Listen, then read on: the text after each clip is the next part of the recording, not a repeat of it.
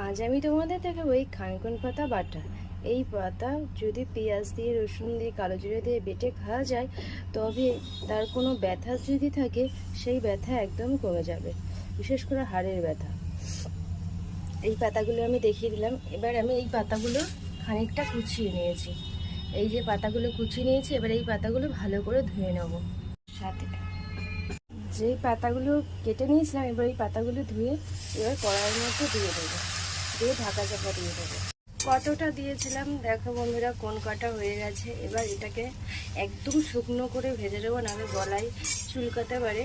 এবার এটাকে শুকনো করে ভেজে নিই। এর মধ্যে পেঁয়াজ, লঙ্কা, রসুন, কালো জিরে এর সঙ্গে একটু তেল দিয়ে ভেজে নেবো।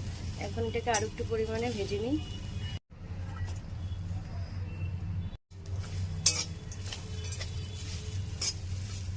এবার এর মধ্যে দেবো কালো জিরে আর দেবো নুন। এটাকে আর একটু ভালো ভালো করে ভাজা করে নেবো। এটা ভাজা হয়ে গেছে।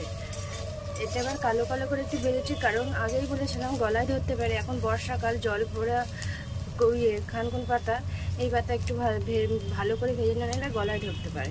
এবার এটাকে শিলে বেটে নেব। এবার শিলে আমি এটাকে বেটে নেব। এই যে বাটা আমার কমপ্লিট, এই যে এতটুকু হয়েছে।